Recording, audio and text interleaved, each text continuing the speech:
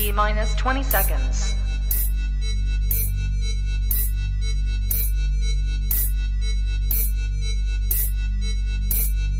10, 9, 8, 7, 6, 5, 4, 3, 2, 1, 0.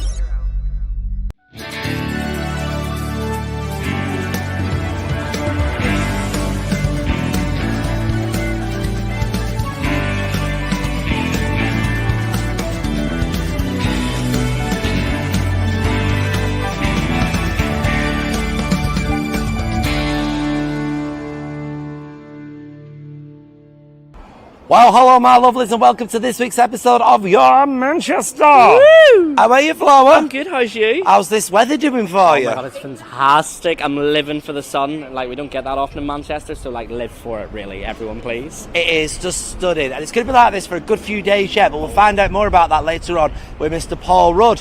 But we are stood here outside this gorgeous, gorgeous tree. Now, We are. There's trees dotted everywhere over Manchester. There is, because it's actually Manchester Flower Show. So all around Manchester, you're going to find trees, shrubs, any form of greenery, I suppose. Greenery and foliage. Greenery and foliage. I like that one, actually. Flora I like and that. fauna, everybody, is the word that I'm using. And it does take Manchester to a different type of view altogether. Oh, it really does. It really does. It's almost absorbing a lot of the concrete here in Manchester, everybody, by having these wonderful Which we plants could do dotted with. about. Yeah, it's fantastic. Yeah. And what have you done this week? Anything or nothing?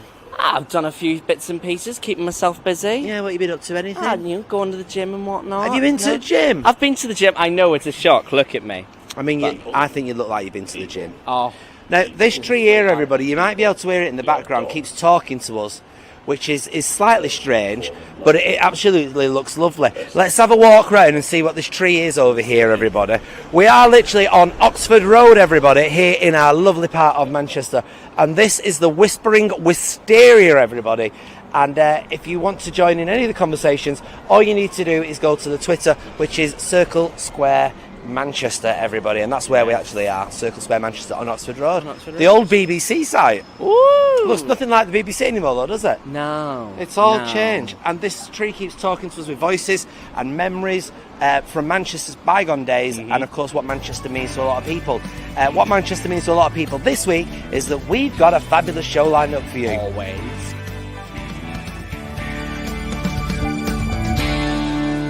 On the show tonight, we are welcoming the return of the Lowry Theatre, everybody. And we've also got, from the Festival of Libraries, Rosie Lazario. And if that's not enough, we are looking back at a legend of the street. That's Coronation Street. That's the wonderful Jean Alexandra. Many of you will know her as Hilda Ogden. So it's all on your programme tonight, which is, of course, Your Manchester.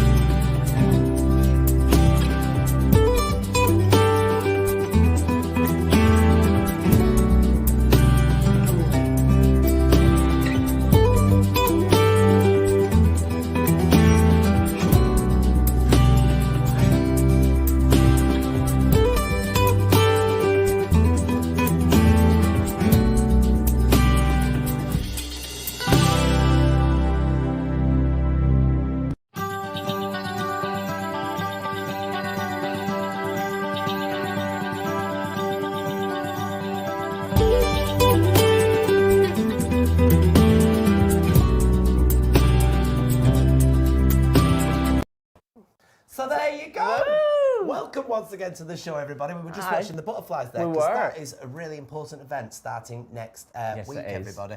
Where you basically go to Willowwood Hospice Yeah. and you can release butterflies. Oh. Isn't that the sweetest thing See, you've heard? I think I'm a bit of like a butterfly. Well, I'm more like the caterpillar. I just like to eat things and like keep Whereas eating. I'm more of the chrysalis. We get there. We get there. We get there, don't we? We get to do. take off. Now, one place that's been waiting to take off for months upon months after its sad closure due to COVID is the Lowry and the Lowry Theatre itself, everybody. And here to talk about that is Mr. Matthew Eames. Welcome, Mr. Matt Eames. How are you? Hello. Hello, it's great to be here. Thank you. It's for great to welcoming me. finally to speak to somebody Welcome. about the Lowry and the Lowry Theatre. It is going to be sensational, isn't it? Yeah, well, it is. It already is. They're there tonight. We've got. I was there last night for the opening of Northern Ballet's Dangerous Liaisons, and so right here, even though I'm at home and we are spending a lot of time at home still, the building is very much open and shows are happening. It's amazing. So is everything open now within the facility then? Our Lyric Theatre is open, so the biggest theatre is open during the week and at the weekends, and our galleries are open every weekend. And other than that, we have some amazing outdoor shows as well. Yeah. What kind of outdoor shows are you guys doing that people can look forward to? Oh, we've got a great one called Contact that's on now. And that's a show experienced through headphones. And you've got a kind of crazy sound going off all around you. And it's for 17 people at a time. You meet at Media City or in New Islington. The show's called Contact. And you follow, you sort of, there's two performers. They don't really speak in it. You're sort of inside their heads. I think we actually had Katie Lipson on a couple of weeks ago to talk about that. It sounds quite amazing. What big shows, because of course the Lowry Theatre is renowned for its massive shows that come there throughout the entire year. What can we expect big show wise? Well, in a couple of weeks we've got some mini musicals, so it's great. It will be fantastic to have big musicals back in the building, and these are particularly special. Because they're brand new. They're in fact, Katie Lipson is bringing a show herself called 34. Oh, very nice. Which is about a young gay man in Belfast trying to find himself. A solo show written by Drew Dillon, performed by Drew Dillon. And another show, Game Theory, which is about some friends, student friends who get involved in a criminal investigation and get in the dark world of endangered plants. But all about being a friend really, and being young and kind of finding your place in the world. And the last one, A Mother's Song from Finn Anderson. So we've got a whole week's worth of just these beautiful little musicals from the 7th to the 10th of June. And is there any plans to bring the pantomime or something like this? You know, your main Christmas show, you've had Elf, you've had all things like this there towards the end of the year. Anything planning to come? Oh yeah, so everything that was going to happen last year, Christmas wise, so Lion, the Witch and the Wardrobe will be back this year, and we have Six as well, and we'll have a family show, Stickman. So that we're expecting a full Christmas offer, and let's hope it'll be, if not back to normal, then as near normal as we possibly could be, with full theatres at capacity, and us all having a great time together. I think we could do that, to be honest. The White Witch and Edmund, and we just feed each other Turkish delight. Like, I mean, if I get to each Turkish delight, I'm just saying, I think this would be a great choice. That'd be fine. What about the theatres? Not the theatres, sorry, the galleries. Are they all reopened now? Galleries are open. 2 exhibitions. So we've obviously got the Lowry exhibition, and he's very much about isolation and being, kind of sitting outside the world and looking at it. We expect him to be very popular. And another one is very much from the people of Salford, Days Like These, so an exhibition of people's artworks from across Salford. So yeah, we can get involved in that across that from any weekend now. It is fair and true to say then that the Lowry facility itself is now truly open. And with that in mind, how do people get their tickets now? Yeah, best way definitely, because it's still very much the case that we're running, although the buildings are open, many of our staff members are still furloughed and we're very much not at capacity. So going via online, going via the website is definitely the best way to book tickets and to find out everything you need to know. So www.thelowry.com. Thank you very much. That's great. It sounds fantastic, and I'm very, very excited. I can't wait to get back to a press night there. Oh, I can't wait to sit in a theatre, feel the lights come down, the orchestra. Oh, it's nice. Just that feeling. It's the way it should be. It's so nice. We'll be there as soon as we possibly can, Mr. Matt Eames. In the meantime, thank you so much for today. Thank you. How amazing is that? Theatre is back. And we're going to be in The Lion, the Witch and the Wardrobe. Yes, indeed. But, I'll tell you what people could do out there. Well, there's a little festival coming called Hope Fest, everybody. Well, I've heard of this, actually. And there's a really good show on the 20th of July. On the 20th? It's something that's going to come to me. It's called Your Manchester Live, everybody. And tickets for this are available Hope Mill. So if you love the show, what we do, and you love sitting in front of the TV or computer, wherever you watch this, come see us do it live. Yeah, come see us do it live. So that's July 20th, 7:30. Tickets available from hopemilltheatre.co.uk. That's hopemilltheatre.co.uk. I have to say, though, they are selling fast. Oh, they are. And if you want autographs, I do charge by the letter. Are you doing a meet and greet, Flower? Of course. I don't meet and greet anybody unless there's a Greg's involved. We'll get you a sausage roll, love. Oh, actually, it'll be Hope Mill. So if it's Hope Mill, there'll be pizza. Pizza. Yes. Exactly. Oh, you've already sold me. I'm actually going to do the show now. Thanks for telling me that. Are you going to be part of it now? Yeah. Well, I haven't fully decided. That's good. Now, if you're not interested in watching a play or a movie or something like this, then of course a lot of you out there, believe it or not, are getting more and more interested in the literature world. Yes. And indeed reading. Now, there is something going on very, very special at the moment. Well, due to go on from the 9th, that's what I wanted to say, from the 9th to the 12th. And that is the Festival of Libraries. And here to talk about that is our Rosie. Hello, Rosie. Welcome. Hello. Hello. Hello. How absolutely lovely to be here. All them this evening. books. All them books. See, I'm a Ravenclaw, so I live for this. The whole back of this. This makes no sense to you. It's actually real. They're not like pretend books either. I was going to say, because a lot of people have the wallpaper of the books these days, don't they? And you go to touch it and it's not there. I keep all my my jewellery in fake books at home. Books. Yeah, it's easy to do.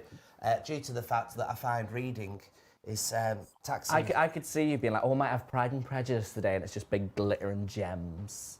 Yeah, it is. It's true. It's true. That for now, Festival of Libraries. Tell us all about what is this wonderful festival? It is, well, it's like you're considering that Manchester has got so many fantastic libraries. You'd have thought we'd have had one before, but no, this is the first, hopefully, of many. I'm Rosie Garland, and I'm a writer and performer based in Manchester. I'm also known as Rosie Lugosi, the Vampire Queen, but that's for another show. Yes.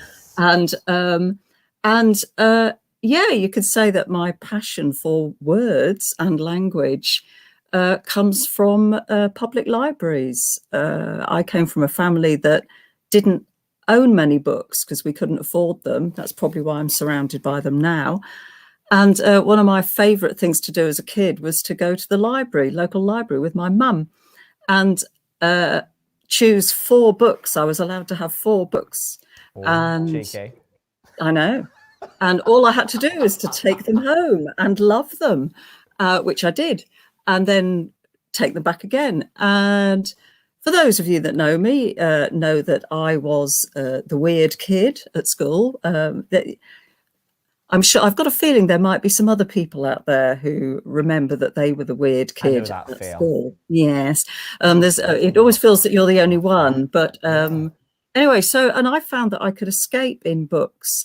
They transported me to other worlds, and to perhaps the idea that there were other weirdos like me out there. And I'm eternally grateful to libraries for that. And that's why I became a writer. And the Festival of Libraries is celebrating that. It's celebrating all those people who maybe haven't gone into a library since they were the weird kid, to go back in and find out, relive that excitement that they had in the library as a kid. And I'm doing some video tours, so yeah. It wasn't just always about the books, the smell of a book. Don't get me started on the smell of an old book. Yes. I'm just like, you open it and you're just like, yeah. Oh, they're like, libraries aren't just time machines, they're like time and space machines. They do transport you, literally. TARDIS. Yeah. A book is a TARDIS, here and now, people. And what do we say? Books are the most important weapon in the world, is what David Tennant said in an episode. It's true, Flower. Yeah. And yeah, and I found possibly the most dangerous thing about libraries was that I thought new thoughts and had interesting new ideas and thought, and I think because I read about strange people, who could imagine? I thought, well, if somebody's written this, they must have had strange thoughts as well. Absolutely. And so it's like, so that's basically, I mean, I know that's me talking about my experience with libraries, but it's why I'm really excited about being part of the Festival of Libraries. What I'm doing, my part in it, is I'm doing video tours of Manchester Central Library. You can tell I've got to count on my fingers because I'm good with words, but not with numbers. Manchester Central Library, the Portico Library, Chetham's, and the John Rylands Library, and the brand new Manchester Poetry Library, which is rather special and fabulous. Where's that then, Rosie? It's just near All Saints Park, almost opposite the you know that the green bit. It's just near there, and it's a tall. It's a tall. Oh, the portico's right in the centre. It's right by the tram. It's fantastically hidden. It's like I don't think I've been to the Portico one. It's brilliant. I've been down to the. I think it's the John Rylands one. It's very old inside. Gorgeous, stunning. It looks like somebody dropped a medieval castle from outer space, bang in the middle of Spinningfield. Yeah, definitely does. Oh, it's incredible. And the thing is that it's like, I mean, I've got a confession. Even though I love libraries, when I first came to Manchester in sometime in the 18th century, I took years before I went into the John Rylands because it looked so intimidating. I thought, oh, it's not for the likes of me, I thought. No, and I think that's one of the reasons why I wanted to do these video tours, to show people what they're like inside and behind the scenes, and to show that, like, they are for us. They are for the people of Manchester. So how do people come to view these video tours of yours then, or indeed get involved? They are going to be, they're going to be released in the wild in the next couple of days. The Festival of Libraries, I'm sure they've sent you the link to the website and all the rest of it, and they are going to be shared on the world of the interwebs over the next couple of days, and you'll be able to find them, the links on Twitter and Instagram and all those other kind of fun places that we hang out. Brilliant. Oh, all right then. Well, we look forward to that. Yes. So we've got a little graphic that says the 9th to the 13th. 13th. 13th. Yeah. There we go. 9th to the 13th. Yes, it's there you go. Written down there. Just there. Festival of Libraries, 9th to the 13th of June. Everybody should check it out because it sounds. And there's so much more than just what's going on with the virtual tour. There's so many different things happening. There's 80 different events right over 80. Greater Manchester. Wow. 80. Wow. So if you want to check it out, then head on down to your local library or check out online. Exactly. Yeah. Thank you very much for today, Rosie. And we look forward to speaking to you soon. Thank you. Thank you. All right then, everybody, do not forget that the sun is out here, but there are certain places that you may want to venture. And if you do venture out on a holiday, then make sure you go with the travel counsellors.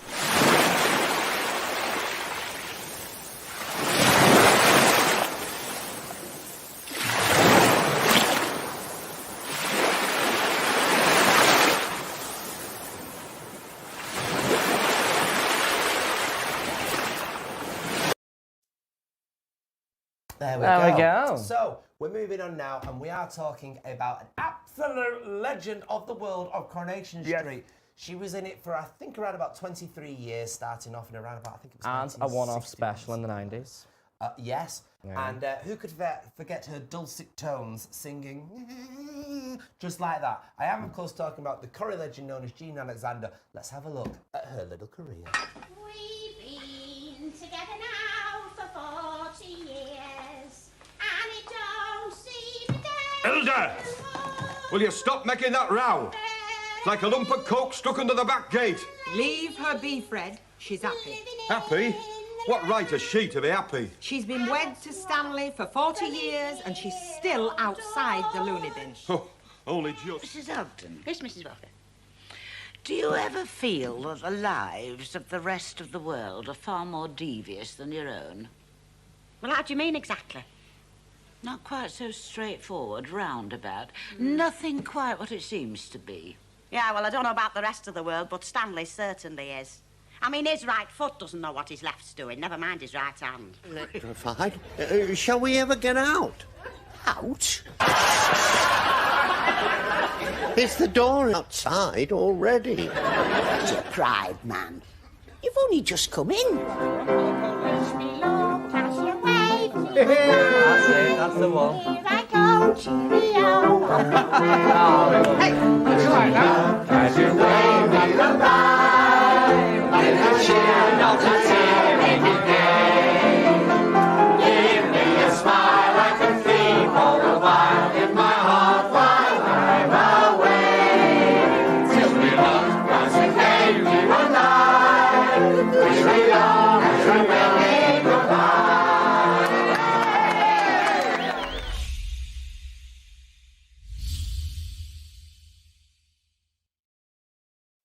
And to talk to us about the wonderful Jean Alexander, of course, we've got Corrie aficionado, Mr. Mark Llewellin. Welcome back. Hello. Thank you very much. Hello. You can have that back because I've decided I'm not going to be a trainee anymore.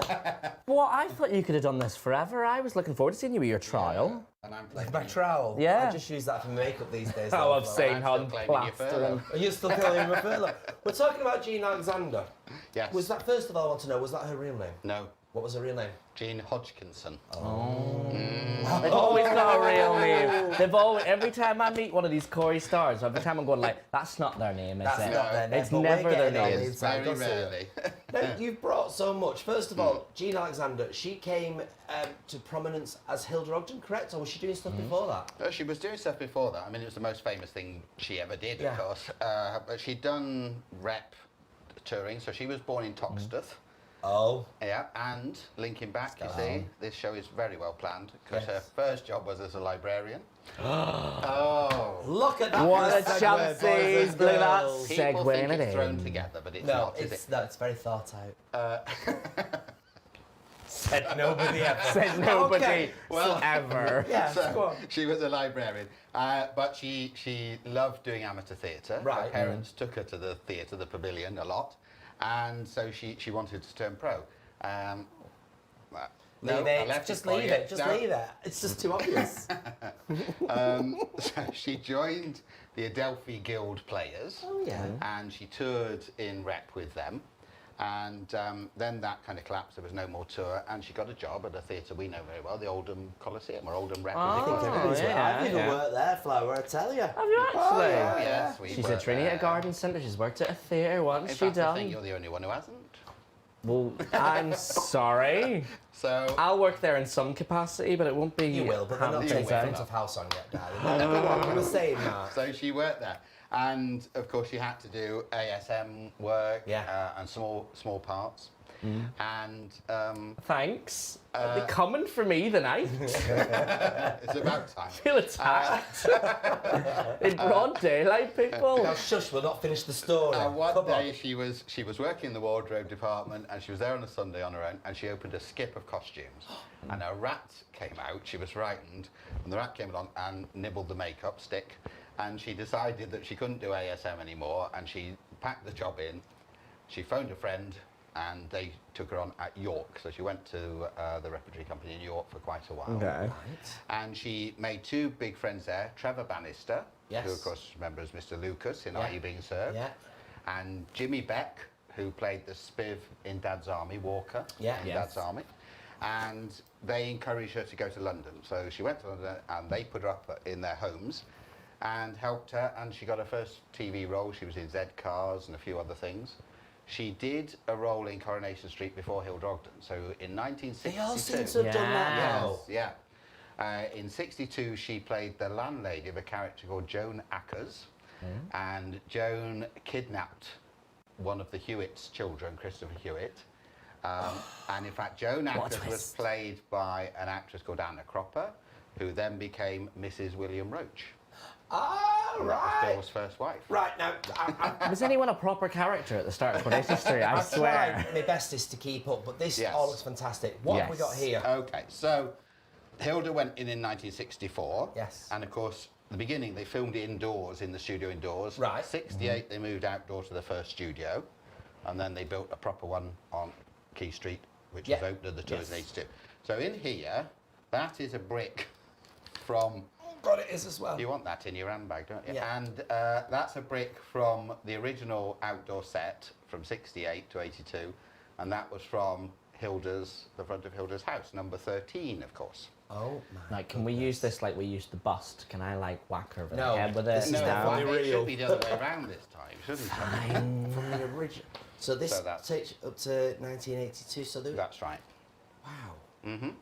And it's signed. The packaging is signed, yes. And then inside, do you want to? No, don't take it out of the box. We might get dust, yes. So that's that I brought in. Then I brought you some photos. So we remember Hilda with Annie Walker in the Rovers. Yeah. Now, when the Ogdens were first introduced, two children had been taken into care. They were kind of a troubled family. And then they had Trevor and Irma. And Stan had kind of been beating Hilda up. That was the storyline. And they were after a new life. And that's when they moved to Coronation Street. They were the troublesome ones. And Hilda was taken on almost immediately as cleaner, of course. And Annie Walker was very put out by some of her antics. Right. There's a cast picture from around the time they started. So how long was she in it for then? So she was in it from 1964 was when they made their first entrance, and she was in it through until 87. And why did she leave? She wanted to leave. It was her choice. Obviously, Bernard Ewins, who she called Bunny, who played her husband, he had died a few years before. They had given her Hilda kind of got a boyfriend, Sally's uncle Tom. Oh, yeah. And Jean did not like that at all. She didn't want a romance. Well, she had a lot of petitions being put out by fans being like, save Hilda. They didn't want it to like, go away. That's right. So she wanted to end up on a high, really. And as we saw in the clip before, when she left on Boxing Day with the sing-song and everything, she did leave on a high. It was, watched by over 20 million people. 20 million people. She did come back though for the telethon. She did the telethon, that's right, which she did a return for, and that was it really. Yeah. But of course she went into other things almost straight away. There's kind of what we think of with Hilda, which is the Muriel, of course. Yeah. Yeah. Who would have a Muriel? Who would have a Muriel? Except the one behind you. And and just got that. I'm not commenting. And the three flying ducks, of course. Now the three flying ducks, first of all, started in Elsie Tanner's house. Yes. And when the Ogdens moved in, Elsie gave the ducks to the Ogdens. They were the same ones.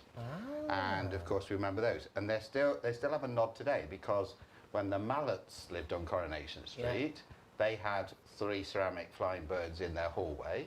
And today, if you look in the Bailey's house, they live where Emily used to live, then you'll see 3 prints of birds in their lounge, and they are kind of a nod back to it's the clever stuff. It's really clever stuff. What's this piece of paper you've got here then? This is a copy of, this is 1967, and this is the document that the storyline has used, which goes through the kind of backstory of Hilda Ogden.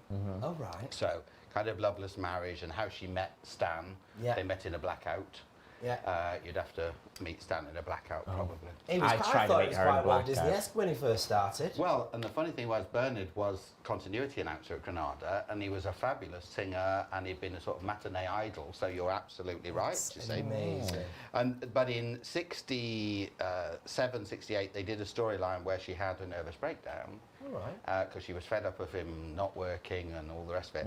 And she ran away to Liverpool, and then she kind of had a liaison. Nothing really happened, but she used to meet with the park keeper and have lunch. Oh, they are she used to meet with the park keeper. We know can't what let that you means. go today without talking about why she decided to use them rollers. I mean, it became her trademark, didn't it? Well, it did. So she was the cleaner, and she so a lot of the costumes that she wore, she provided herself. Right. And they were her mother's clothes. So she wanted a look. And Jean was a very quiet person, very kind of studious and intellectual.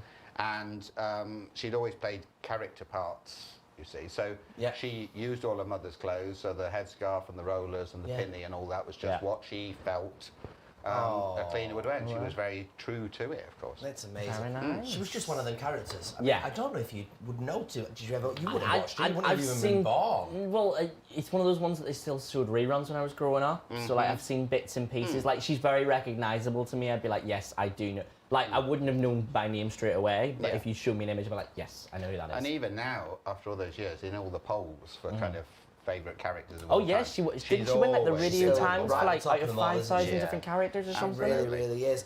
For now, Mark, we are going to have to wrap up with you. But we are, like we're saying, next week we're doing something about butterflies, aren't we? We are for Willowwood. For Willowwood. Yes. I don't want to talk too much about it now, but Willowwood is such an important place, isn't it? It is hospice serving Tameside and Glossop. Yeah. And I'm one of the volunteers there. And yes, we have this butterfly release, which everybody can play a part in. We'll reveal all, as you say, on the show next week. And but it's a lovely event, as we saw in the film earlier, and you'll be able to watch it. It's going to be live streamed this year. Yeah. So people will be able to watch it from home. Oh my goodness me! Nice. Well, we need to get involved in that. Yeah? Right? Yeah. I'm fine with it. Yeah, If you put them in my hand, I'm going to freak out a little bit, but go for it. You're not good with. No, I'll just be worried I'd hurt them, you know, I'd be like, oh. This is me. But don't worry about it. As long as you don't clap. Don't clap. Of course, that's going to be done outdoors, everybody. Mark, thanks for now. You're very welcome. That's going to be done outside. One thing that's always done outside is our weather from Mr. Paul Rudd. Hello there, good evening. Hello, my lovely weather watchers, and welcome to this week's weather forecast with me, Paul Rudd. I really hope you've been enjoying the sun because there's plenty more sun on its way. So get that sun cream at the ready. Let's take a look at this week's forecast. Alright, Thursday is looking sunny and cloudy with the temperatures of 20 degrees Celsius. Friday is looking sunny and cloudy with the high temperatures of 19 degrees Celsius. And as we look forward to the weekend right now, Saturday is going to be sunny and cloudy with the temperatures of 20 degrees Celsius. And Sunday is going to be sunny and cloudy with the temperatures of 19 degrees Celsius. So remember to slap that sun cream on, get the hat on if you're going out and about, and just be careful. That's it from this week's weather. Do join me again next week. And now it's time to hand over back to the studio for this week's fabulously amazing episode of Your Manchester.